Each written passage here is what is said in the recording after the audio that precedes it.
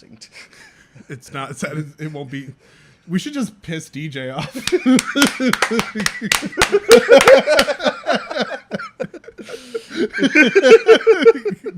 Just for that, I'm not editing this one. We get the whole rant, and it's not in sync. Not at all. Oh, that would be great. That would be so B-movie-esque. We should do that for Godzilla, though. True. It's like talking. It's a different audio to a different video. No, we record the video and then we just have a completely different conversation. Exactly. That's what I'm saying. Yeah, without Okay.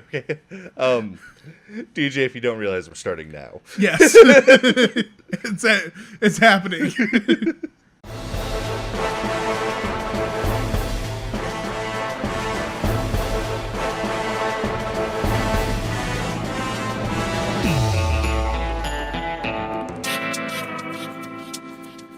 In 1945, the Nazis went to the moon. In 2018, they are coming back. Moon Nazis. Welcome back to Entertainment Rebooted. We are starting a brand new series, Cinema Be Visited, where we are watching movies that are either purposely bad or have a reputation of being like extra cheesy. Yep. So we're just watching fun movies, dumb movies. We're on that B train. We're on the B train.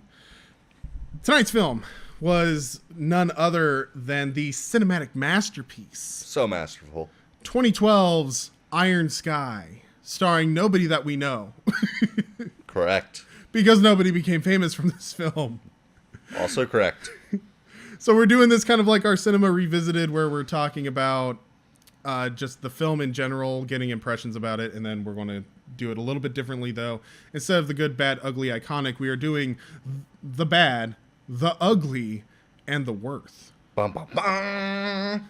So we're talking about things about this movie that make it bad. We talk about what makes it like extra cheesy, like the ugly. Yep. And then the worth, though. Why would you want to watch a film like So this one? weird. Why is it worth watching Yeah. a movie like Iron Sky? So I am joined, of course, by the overpowered Pat.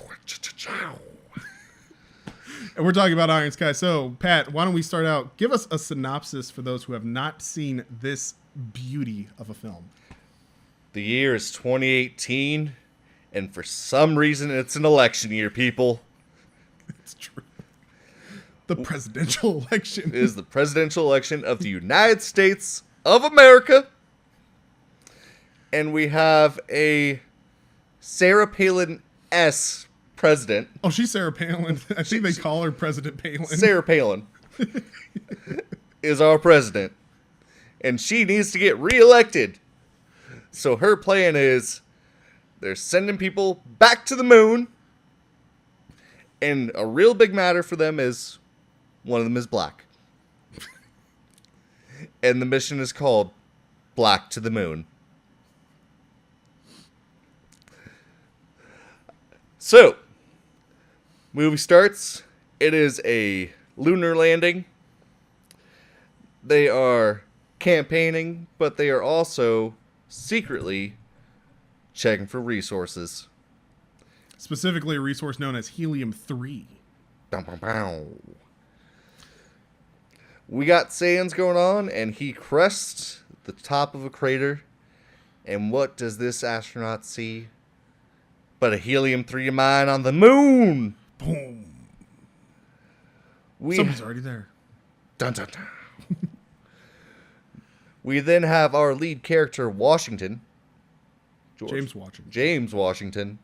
I believe his name was James Washington. Yeah. James Washington, who is a model that they sent to the moon for publicity for the re-election, waiting to get pictures taken of him. But someone arises from the crater, and they shoot the astronaut taking the readings. They blow up the landing capsule, and they capture James Washington. They take him to their fort on the moon. And the fort seems to be shaped very familiarly to anyone who knows about World War II and the Axis powers. It's the big bad. Yep. It's the slanted one. Space Nazis. Space Nazis. It's space Nazis, people. If you didn't get it by now, it's space Nazis. Because I remember we started this video saying space Nazis. I know, we said it already, but it's space Nazis. We're going to break down a few times because space Nazis. This film is... So, we find out that to avoid complete destruction at the end of World War II, the Nazis went and made a base on the dark side of the moon. And they've been teaching people and indoctrinating people in the ways of Nazism for But their not the inevitable Nazism return. we know. Not the Nazism we know, but they're training for their inevitable return to Earth, which is imminent. Yes. It's very diesel punk. Oh yeah, it's hugely diesel punk. Yeah. It's a lot of mechanicals. Yeah. Very mechanical diesel punk. He is captured. They find out that he knows the President of the United States of America. So the main antagonist, Adler, yeah, takes him to their scientists to interrogate him, along with their Earthologist, Rita.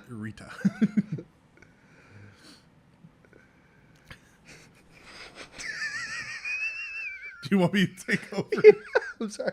I can take over. I'm thinking of the albinoism. Speaking of albinoism.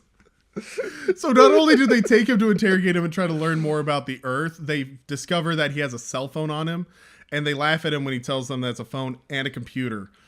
However, they find out it is in fact a computer and way more powerful than anything that they have. After the scientist shows him a computer the size of this wall. Bigger Than this wall. So they decide that they need the computer in order to power their ultimate doomsday weapon. But the other thing that they're doing is they're saving him from himself because it's bad. It's bad for him to be African American. Yes, very bad. So they inject him with albinoism to turn him white. And then they take him and the Earthologist sneaks onto the ship. But Ritter, the main antagonist, has a small landing party. They land on the moon. Earth. They land on Earth. They run into the campaign manager for Sarah Palin, and they decide, and Sarah Palin's manager decides that it's good for publicity if they just kind of go with this whole Nazi thing. Sarah Palin's campaign manager likes Rita's speeches. Yes. But she likes Adler's body. Yes. So they're using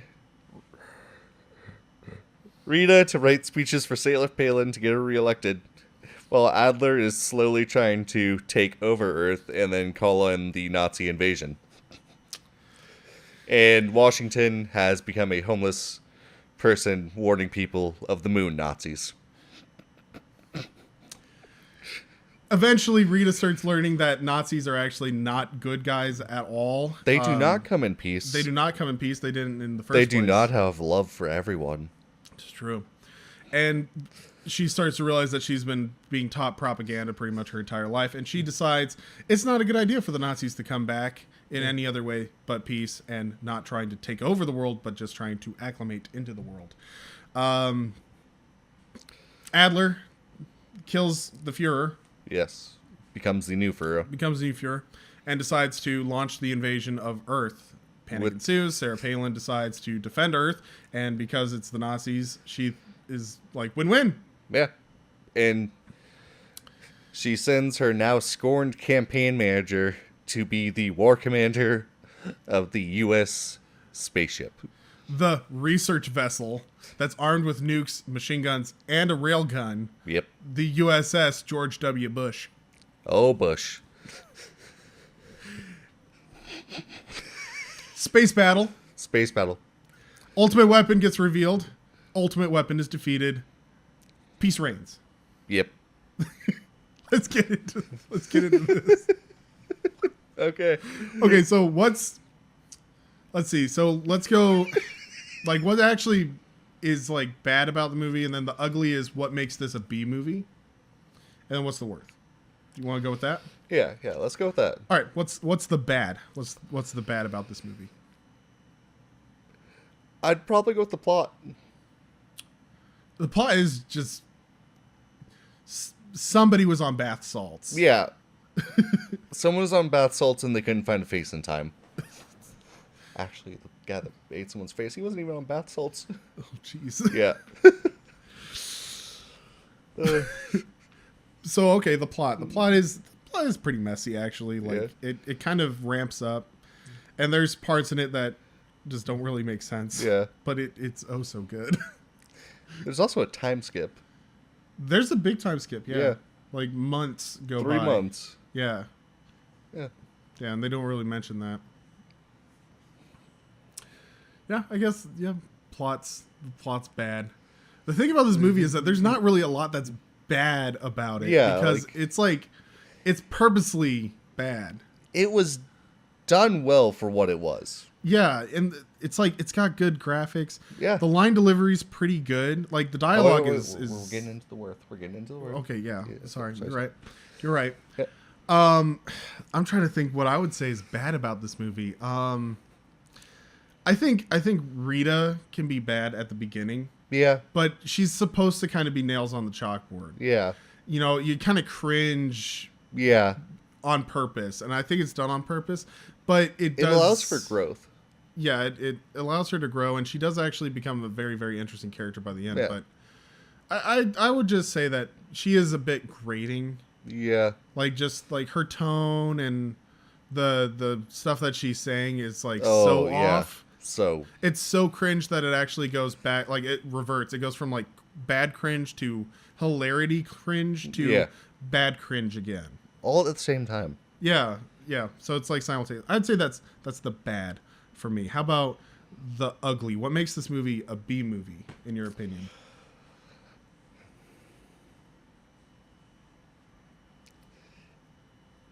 It feels a little slapped together at times. Yeah. It's definitely just like they didn't completely know what they were going to do, and it was just whatever they threw up on the board at the time. They're like, let's run with that.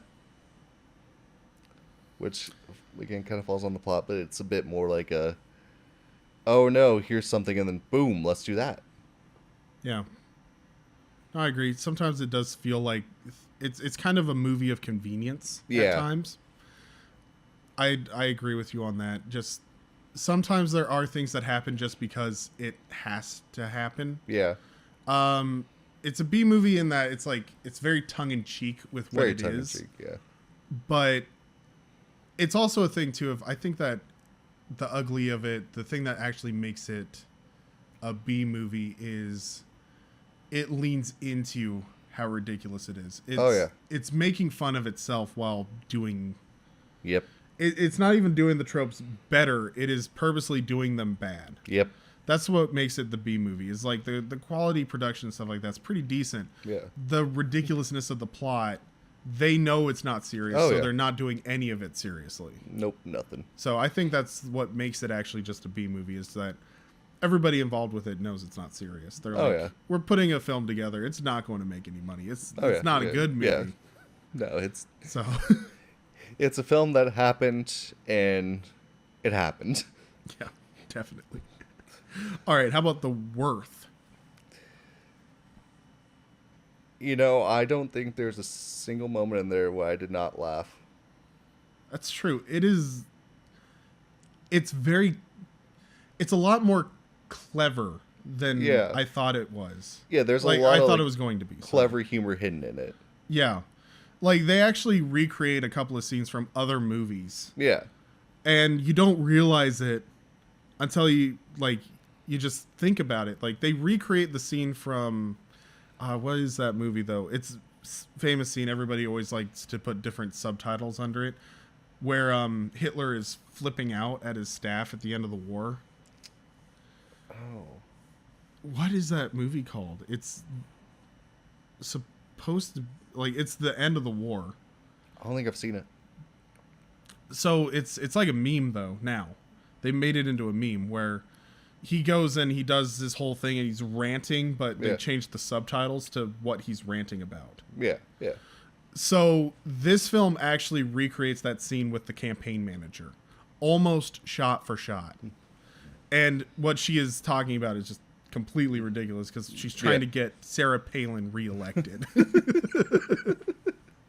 But it's stuff like that. It's like, it's very like subtle. Yeah. Like you kind of have to know movies in order to Get really, some of the humor, yeah. Or you have to be involved in kind of the meme culture of the time. It's very self-aware. But overall, like the worth of it is that it's stupid and it knows it's stupid. So it's being actually pretty clever with how stupid it is. Oh, yeah. Like, can I say stupid one more time? Yes. But it is one of those things where it knows it's a B movie. Oh, yeah. The worth of it is that if you go into it knowing it knows it's a B movie, it's actually a good time. Very enjoyable film. Oh, It is so very enjoyable. funny. You have to be willing to take the cringe in order to really enjoy it. So I really liked this movie. It was a good movie, yeah. It's not like the greatest film of all time. No. This is not a film that ends up on a list like that, but No. it's stupid fun. Oh, yeah.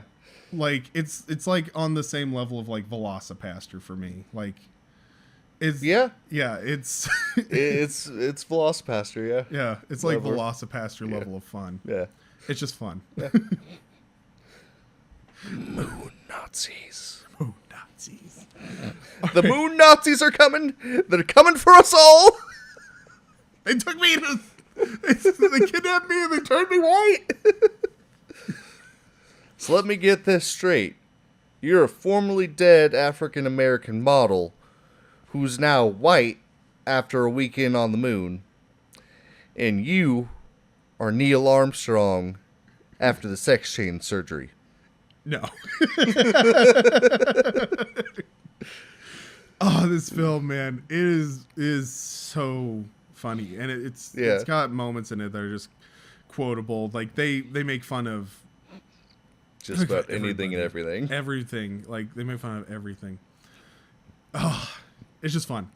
All right. Do we want to do anything where it's like, what would you do to, like, make it not a B movie? Do we want to do something like that, where it's like, if you were in control of the movie, what would you do to make it a serious film? Or do we want to do anything like that for these? I don't think we really need to. Like, okay. Is there anything else you want to talk about then? No, I think we're just... All right. Yeah, this is just like a little, hey, here's a fun movie. It's kind of B movie. Is it worth watching for fun? Yeah. Is it not? No. Yeah. So, our recommendation, though. Yes. This film is funny. It is fun. Oh, fun. So, if you have an opportunity to find it on streaming, it is, like, at the time of filming this, it's on Prime, but it's on Prime for 4 more days from the time that we're filming. Ah, yes. So, it's probably not going to... probably tell them what date it is.